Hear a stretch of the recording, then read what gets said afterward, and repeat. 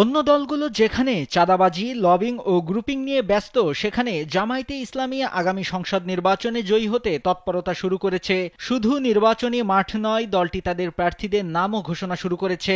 নির্বাচনী প্রস্তুতির ধারাবাহিকতায় শরীয়তপুরে ৩টি সংসদীয় আসনেই এবার জামায়াতের চূড়ান্ত প্রার্থীর নাম সামনে এসেছে।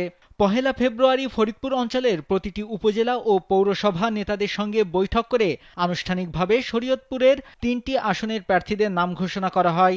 জামায়াতের কেন্দ্রীয় সহকারী সেক্রেটারি ও ফরিদপুর অঞ্চল পরিচালক এইচ এম হামিদুর রহমান আজাদ এই নাম ঘোষণা করেন। প্রার্থীরা হলেন শরীয়তপুর ১ পালং জাজিরার জন্য ডক্টর মোশাররফ হোসেন মাসুদ তালুকদার, সাবেক সভাপতি ইসলামী ছাত্র শিবির, ঢাকা বিশ্ববিদ্যালয় শাখা।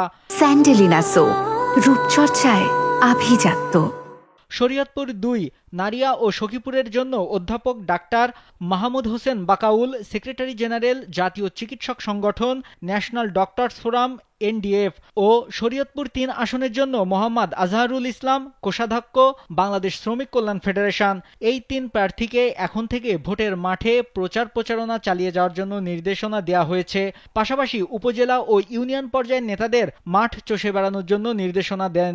জামায়াতের এ ঘোষণায় শরীয়তপুর জামায়াতের সকল স্তরের নেতাকর্মীদের মাঝে উৎসব উদ্দীপনা শুরু হয়। সোশ্যাল মিডিয়াতে তাদের প্রার্থীদের ছবি দিয়ে প্রচারণা শুরু করে দিয়েছে তারা।